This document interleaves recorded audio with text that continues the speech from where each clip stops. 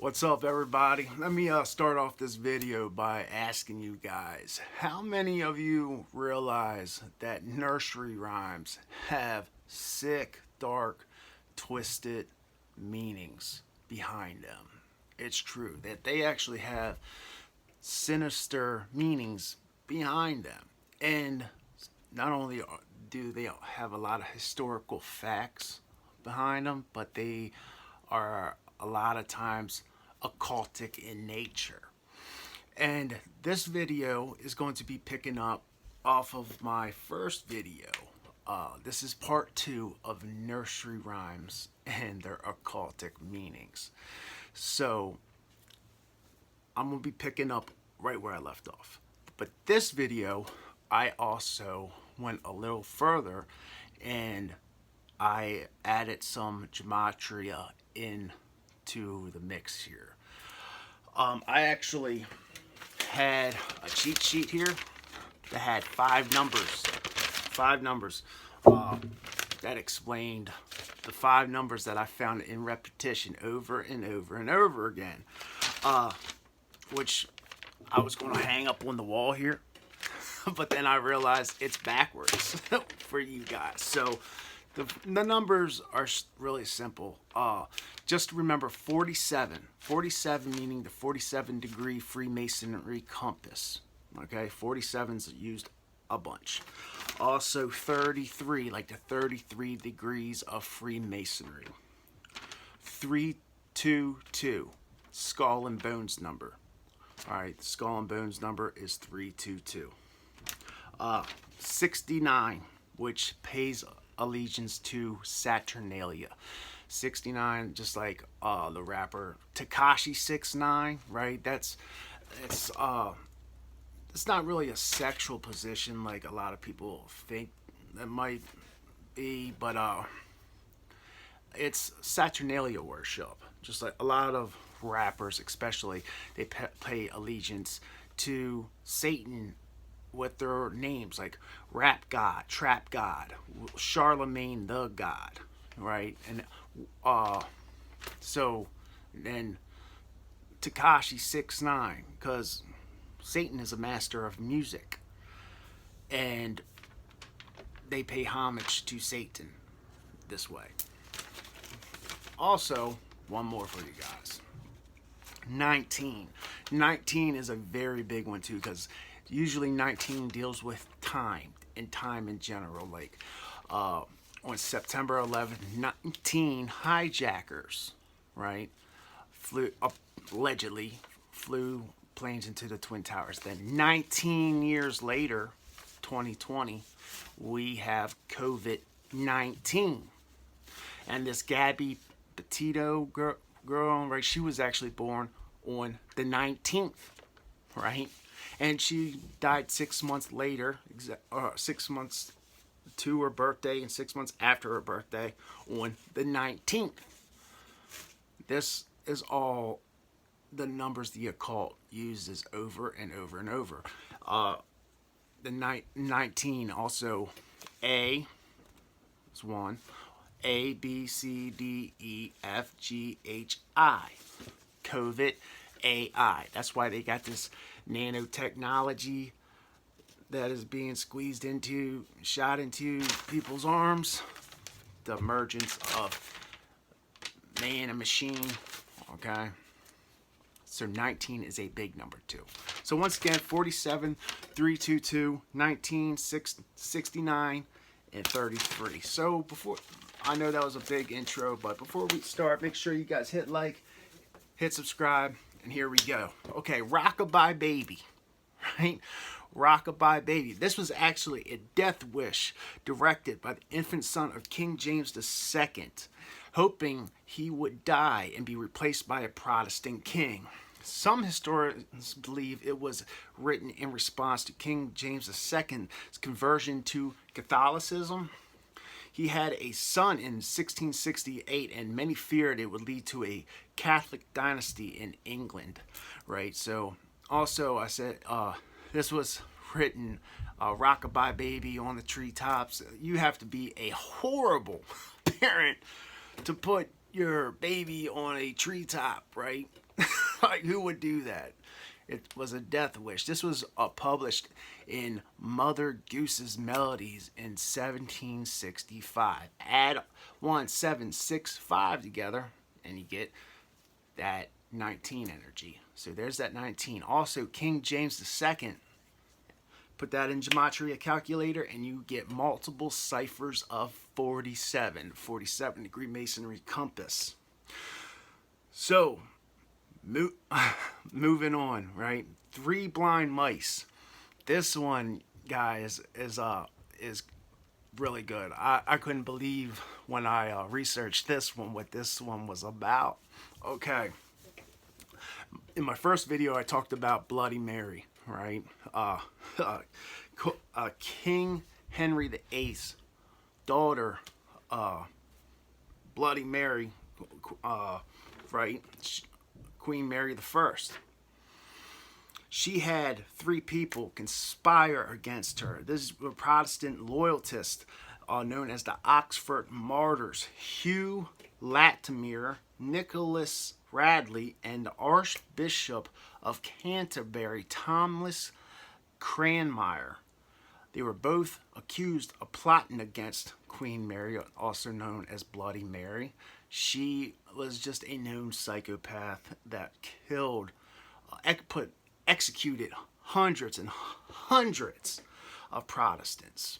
Okay, and these three men, she blinded them, had their eyes cut out, dismembered, and then burnt at the stake. So, for conspiring against her to overthrow her dynasty. I don't know if that was, I mean, I'm sure the eyes were cut out and then maybe burnt at the stake and then dismembered. I don't know the process, what happened first, second, and third.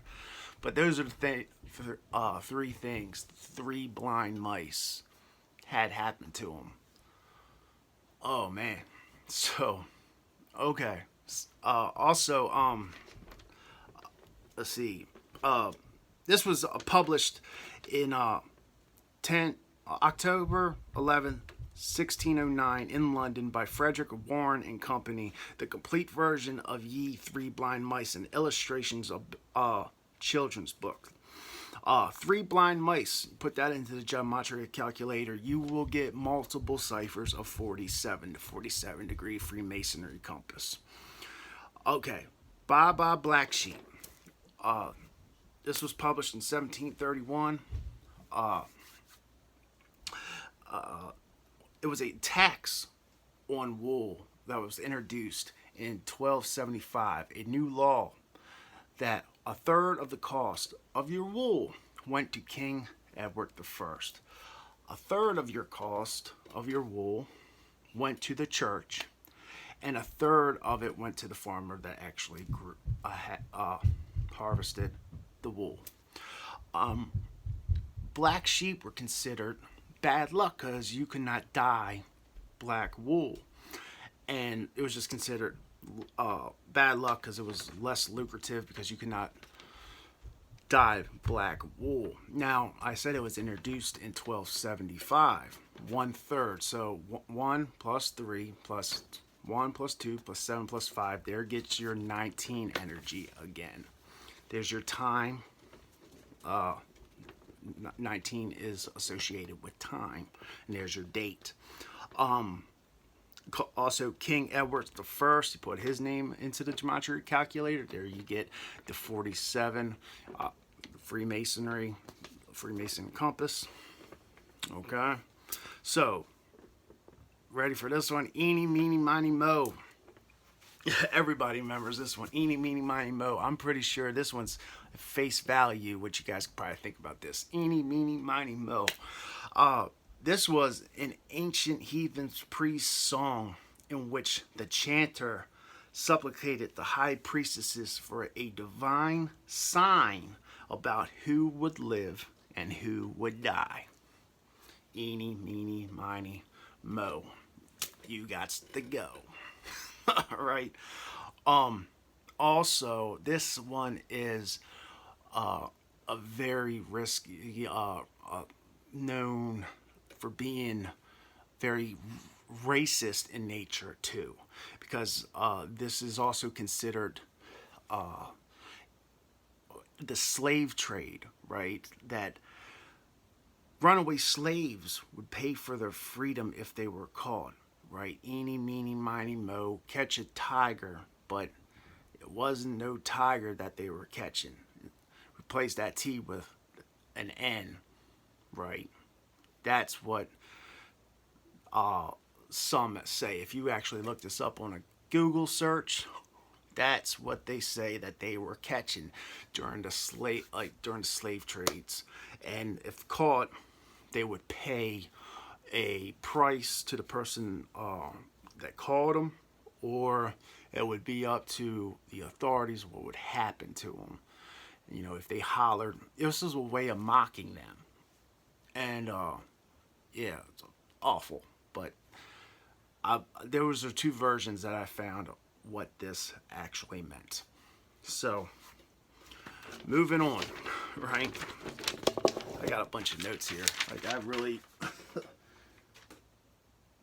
Oh, and also if you put eeny, meeny, miny, mo into the gematria calculator, you get the 69 energy again. Okay, Rubadubdub. All right, most people probably don't even... I didn't even know this whole saying. And when I looked this up, Rubadubdub,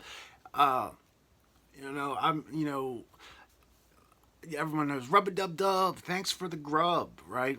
I didn't even really know this whole saying, and I was shocked when I saw this. Did you guys know?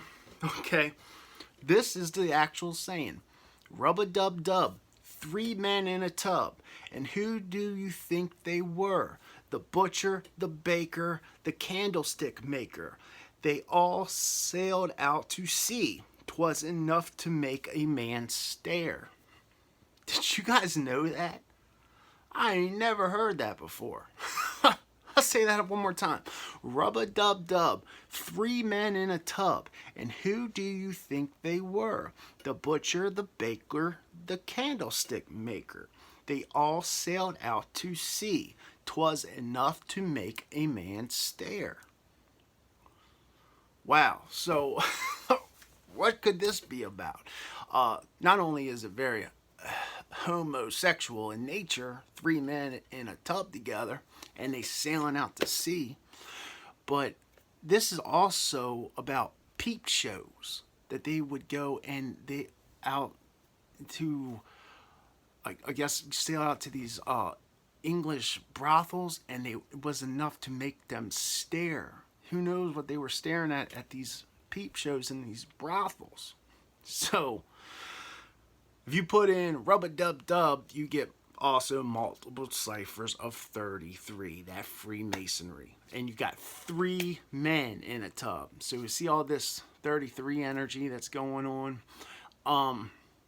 If you put in the word butcher, which is the first guy, you get 322. You get the skull and bones number. If you put in the baker, right, you get 19, the 19 energy. And the candlestick maker, you get 47. So, and then you put in the butcher with the word the in front of it, you actually get 47 also. Butcher is 322 in one cipher, and then the butcher is 47 in another cipher. So you can see all 3 of these guys in different ciphers have these occultic Freemasonry numbers tied to them. All 3 of their traits. Obviously homosexuals going to peep shows together. Okay, so if you guys are into that kind of stuff, you're into that kind of stuff. But here we're just exposing what these sayings are really about. All right, so pop goes the weasel. Ready? All around the mulberry bush, the monkey chased the weasel. The monkey stopped to pull up his sock. Pop goes the weasel. Now, this is an American version of this saying. this is not the original saying. The British version actually goes like this. This is the original version. A penny for a spool of thread, a penny for a needle, a half a pound of thumppenny rice, half a pound of threckle. Okay? That's the original British version.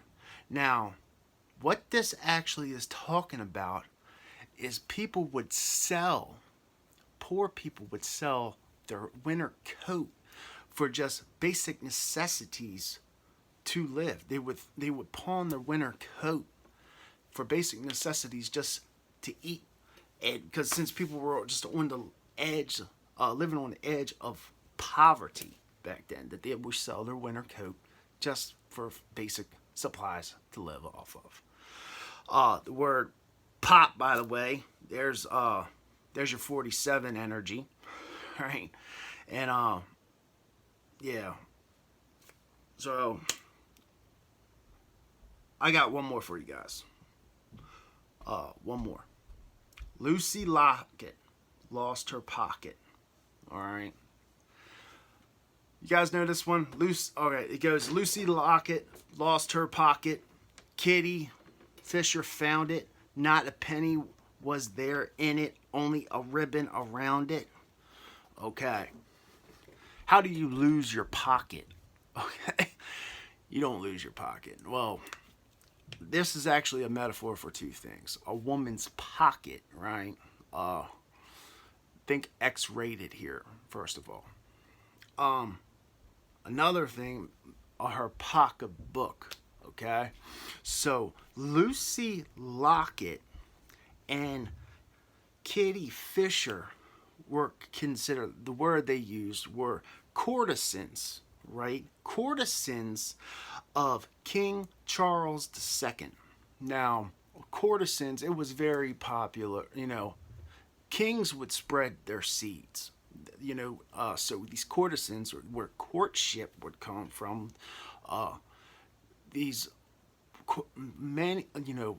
kings would have many women to spread their seed, right? These courtships that they would have. Well, while Lucy Lockett was busy with King Charles II, Kitty Fisher robbed Lucy Lockett and kept, I guess, her pocketbook, all right, while Lucy Lockett was busy with the king, stole all her money, and nothing was left inside of her pocket except a ribbon wrapped around it. Yeah. So that was actually a really interesting one too. There is actually no historical value that those two women, Lucy Lockett and Kitty Fisher, were actually people that actually lived. But this has historical value, that this does come from an event, that like an actual event that did take place under King Charles II. Like two women were courtships, and one stole from the other when King Charles was busy with one, and just the names are made up. So I hope you guys enjoyed this. I put a lot of work into doing all this, studying all this stuff, and then going back and looking up all the gematria numbers and then the dates. And I hope you guys enjoyed this. So make sure you give me a big thumbs up. Comment down below in the YouTube section. I know a lot of you guys go back on my Facebook and comment back there, but I would appreciate it if you comment down below in the YouTube section. Okay, you guys? I appreciate you, and stand by. I'm sure there will be a part 3 to this. So, thank you guys for listening. I will see you next time.